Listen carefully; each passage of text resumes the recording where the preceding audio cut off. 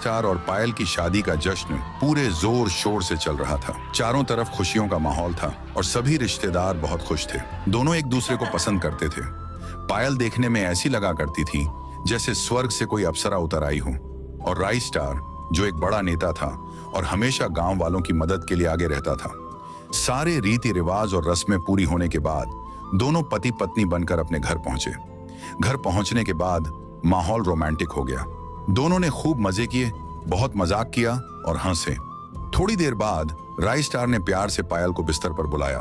पायल भी बिना किसी झिझक के खुशी खुशी चढ़ गई। अगली सुबह गांव में एक खूबसूरत सी धूप खिली। राई स्टार और पायल अभी भी गहरी नींद में थे। तभी अचानक पायल हड़बड़ाते हुए बिस्तर से उठी और तेजी से नीचे की ओर भागी। सीधे बाथरूम में पहुंचकर पायल को अचानक उल्टियां होने लगी। जब उल्टियां बंद हुई तो पायल पल भर में ही सब कुछ समझ गई। उसके चेहरे पर एक बड़ी सी मुस्कान आ गई। वह तुरंत बाथरूम से बाहर आई। उसने उत्साह से राई स्टार को यह खुशखबरी बताई। राई सुनो, एक बहुत अच्छी खबर है। मैं माँ बनने वाली हूँ। जल्द ही हमारा घर बच्चे के रोने की आवाजों से गूंजने लगेगा। ये सुनते ही राई स्टार भी बहुत खुश हो गया। उसे भी अपने बिजनेस विरासत को संभालने के लिए एक बेटा चाहिए था। कुछ महीनों बाद उनके घर में सचमुच एक बेटा पैदा हुआ। वह काफी नटखट और बहुत ही खूबसूरत था। दोनों ने प्यार से उसका नाम चिंटू रखा। समय तेजी से बीता और चिंटू देखते ही देखते और बड़ा हुआ। राई स्टार पढ़ाई के लिए चिंटू को लंदन भेजने का इंतजाम किया।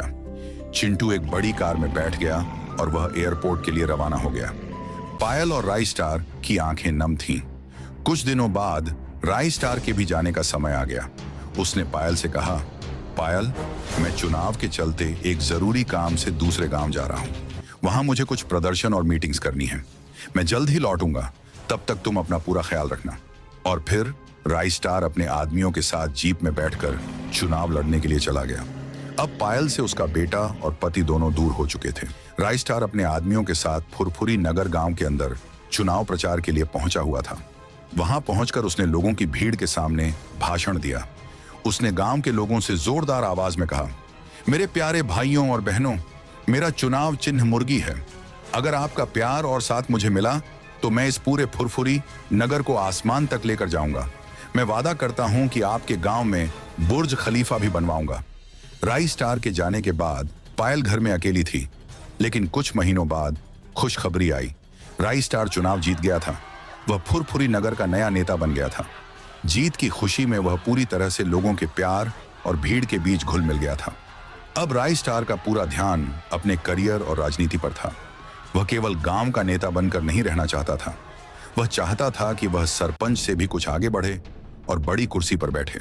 इस लक्ष्य को पाने के लिए वह लोगों की खूब मदद करने लगा। उसने गांव की खेती बाड़ी में बहुत ध्यान दिया ताकि रोजगार के मौके बढ़ें। लेकिन उसकी पत्नी पायल की जरूरतों को वह समझ नहीं पा रहा था। पायल अभी भी बेहद खूबसूरत और जवान थी। उसे अपने पति के प्यार की जरूरत थी। पर राई स्टार को गए हुए महीने हो गए थे और दिन तेजी से कटते जा रहे थे। इस अकेलेपन में पायल की जवानी और खूबसूरती निखरती जा रही थी। पायल का जो जवान शरीर था वह अब उसे काटने के लिए दौड़ता था और उसकी हवस उसे अंदर ही अंदर खाने के लिए दौड़ रही थी। एक दिन एक भंगार खरीदने वाला लड़का, जिसका नाम रमेश था, जो पहली बार अपने ट्रक को लेकर पायल के घर के सामने आवाज लगाने लगा। सुनो सुनो रे भैया भाभियों, आपकी गली में रमेश भंगार वाला आ चुका है। जल्दी अपने घरों से भंगार, बाटली, टायर, जो कुछ भी हो लेकर आइए। आपको अच्छे दाम मिलेंगे। रमेश की यह आवाज सुनकर पायल बाहर निकलकर देखने लगी। उसने देखा कि भंगार वाला लड़का, जो कि कबाड़ इकट्ठा करता था, वह बेहद हैंडसम और हट्टा कट्टा नौजवान था। उसकी उम्र लगभग 25 साल की थी। पायल ने जब रमेश को देखा तो उसके मन में कुछ अजीब सी फीलिंग जाग उठी। वह वो भावना थी जिसे वह लंबे समय से दबाए हुए थी। वह तुरंत रमेश के पास गई और थोड़ी शर्माते हुए बोली, मेरे घर में काफी सालों का भंगार रखा हुआ है। आप अंदर चलिए और देख लीजिए। आप अच्छे भाव से भंगार ले लेना। रमेश ने सिर हिलाया और फिर पायल और रमेश दोनों घर के अंदर चले गए। पायल उसे कोने में रखा हुआ काफी सारा भंगार दिखाती है। रमेश उन चीजों को अच्छे से देखता है और हिसाब लगाकर कहता है, वाह, भंगार तो आपके पास अच्छा खासा है। मैं लोहा 20 रुपए किलो से लूंगा और प्लास्टिक 11 रुपए किलो से। आपको अच्छी कीमत मिल रही है। रमेश सारे भंगार को अपनी टेम्पो में डालने लगा। पायल बार बार रमेश को घूरे जा रही थी। पायल ने रमेश से कहा, क्या तुम्हारी पत्नी बच्चे नहीं है? तुम्हारी शादी नहीं हुई क्या अभी तक? तभी रमेश बोला, नहीं, मैं अकेला हूँ। मेरी शादी नहीं हुई है और अभी मेरे पत्नी बच्चे कहाँ से आएंगे? मैं तो एक कबाड़ वाला हूँ।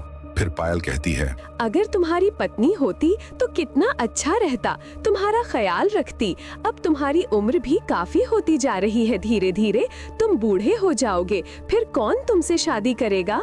प्लीज आप 5-6 दिनों बाद फिर आना, क्योंकि तब तक और भी काफी भंगार कबाड़ा जमा होगा। फिर उसके बाद आप उसे भी लेते जाना। जरूर, मैं फिर से आऊंगा।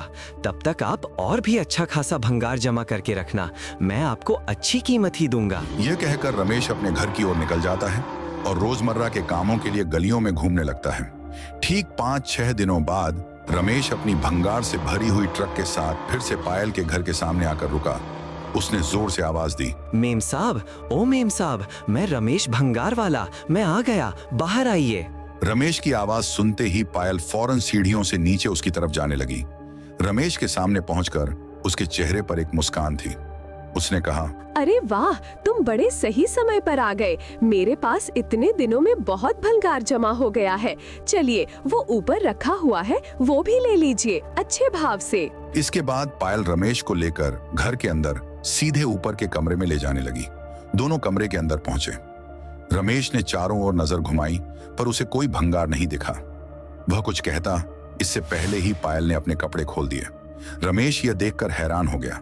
पायल ने रमेश से उत्तेजित होकर कहा, अरे इधर उधर क्या देख रहे हो? सामने देखो, तुम्हारे सामने भंगार पड़ा रखा है। रमेश, जो अब भी थोड़ा हैरान था, बोला, आप ये कैसी बातें कर रही हैं? आप कबाड़ थोड़ी हो, आप तो बेहद खूबसूरत हो, नौजवान हो, और आप ये सब क्या कर रही हो? फिर पायल ने गहरे दुख और अकेलेपन के भाव से कहा, मैं खूबसूरत लग रही हूँ, लेकिन मेरा पति मुझे कबाड़ समझता है। वो कभी मेरी तरफ ध्यान ही नहीं देता। वो कभी ये जानने की कोशिश ही नहीं करता कि मेरी भी जरूरतें हैं। मैं यहाँ पर पड़ी पड़ी कबाड़ बन चुकी हूँ। अब मेरी जिंदगी बहुत दुखों से गुजर रही है, और तुम एक कबाड़ वाले हो, तो तुम मुझे खरीद सकते हो। इस बातचीत के बाद पायल बिस्तर पर चढ़ गई और उसे मीठी आवाज में ऊपर बुलाने लगी। रमेश भी अब खुद को रोक नहीं पाया और वह उसके बदन पर कूद मारता है। घर जोर जोर से हिलने लगा और जल्द ही उन दोनों के बीच अवैध संबंध स्थापित हो गए। यह सब कुछ होने के बाद रमेश अपने घर जाने के लिए पायल को बाय बाय करता है। तभी पायल ने रमेश से कहा, मेरे पति से कभी इतनी खुशी नहीं मिली जो तुमने दी है आज। और हाँ, 8-10 दिन बाद फिर आना। ये कहकर पायल रमेश को बाय बाय करती है। रमेश अपनी भंगार से भरी हुई ट्रक को लेकर अपने घर की ओर निकल जाता है। पायल बहुत खुश थी, क्योंकि उसके पास पैसा, रुतबा, घर, गाड़ी, बंगला सब कुछ था। जिस बात की उसे कमी थी, वह भी अब पूरी होने लगी थी। अब पायल जाने अनजाने में रमेश से बेहद प्यार करने लगी थी। इधर रमेश भी पायल का आदी हो चुका था। फिर से रमेश आया। अब तो पायल और रमेश के बीच में आए दिन ये गलत रिश्ते बनने लगे थे। उधर राई स्टार मंत्री का चुनाव जीत भी जाता है और लोगों की सेवा करने लगता है, और इधर दोनों मौज मस्ती करने लगते हैं। पति राई स्टार, वह तो अपने सरकारी कामकाज में बहुत व्यस्त रहता था। अब पायल को उसकी जरूरत नहीं थी। जब तकरीबन 1.5 से 2 साल ऐसे ही गुजर जाते हैं, तो जो आस पड़ोस के लोग थे वह देखते हैं कि यह कबाड़ वाला अक्सर मंत्री के घर पर क्यों आता है, और आकर के इसके घर के अंदर चला जाता है। 2-3 घंटे हो जाते हैं। घर से बाहर गली में आस पड़ोस के लोग जमा हो गए थे। तभी रमेश घर से बाहर निकला। एक आदमी तुरंत रमेश के पास आकर कहता है, अरे रमेश, तू मुझे एक बात बता कि तू राई स्टार मंत्री के घर में क्या कर रहा था? मंत्री की पत्नी पायल और तुम्हारी हंसी की आवाज आ रही थी। इसके बाद रमेश ने बात को छुपाने के लिए तुरंत कहा, अरे मैं उनके घर में झाड़ू पोंछा करता हूँ, सफाई करने आया था, बाकी कुछ नहीं। चलता हूँ। यह कहकर रमेश तेजी से वहां से चला गया। पर लोगों को इस बात पर बिल्कुल भरोसा नहीं था। सब समझ रहे थे कि मंत्री की पत्नी और भंगार वाले के बीच कुछ तो हुआ है। तकरीबन 15 से 20 दिन बाद जब राई स्टार अपने घर पर आता है, तो जो लोग थे उनमें से एक आदमी बोलता है, रुक जाओ राई स्टार भाई, वे राइस्टार को अपने पास बुलाते हैं और कहते हैं कि भाई, बुरा ना मानो तो मैं एक बात कहना चाहता हूँ। जरूर तुम्हारी पत्नी गलत संगतों में पड़ चुकी है। एक कबाड़ वाला व्यक्ति जिसका नाम रमेश है, वो अक्सर तुम्हारे घर पर आता है और घंटों ठहर कर। फिर राइस्टार बोलता है, आखिरकार पूरी बात क्या है? मुझे तो ऐसे कुछ भी पता नहीं कि कोई कबाड़ वाला मेरे घर घंटों ठहर करके जाता है। मैं इसकी खबर लेकर ही रहूंगा। फिर राइस्टार दूसरे के घर में छुपकर ठहर कर इधर उधर देखने लगता है। दिन बीत गए, रात बीत गई, 7-8 दिन हो गए। राइस्टार उसका इंतजार कर रहा था वहीं ठहर कर। तभी उसने देखा रमेश ट्रक को लेकर राइस्टार के घर के सामने आकर रुका और सीधा अंदर चला गया। ये सब राइस्टार अपनी आंखों से देख रहा था। तभी उसे विश्वास हुआ। फिर वह दौड़ता हुआ, भागता हुआ अपने घर के अंदर जाने लगा। राइस्टार सीढ़ियों से ऊपर के कमरे में जाने लग जाता है। वह घर के कोने में छुप कर देखता है कि पायल और रमेश दोनों गलत काम कर रहे थे और पायल रमेश को बोल रही थी, इतना सुख मेरे पति ने कभी नहीं दी जो तुम देते हो हर हफ्ते में। राइस्टार यह सुनकर गुस्सा हो गया और जलन महसूस हुई। उसने एक लकड़ी उठाई। उसने अपनी पत्नी पायल को रमेश के साथ आपत्तिजनक स्थिति में पकड़ा। रमेश डरता हुआ पीछे मुड़ा। पायल डर गई। राइस्टार चिल्लाकर बोला, तुझे मैं आज खत्म कर दूंगा।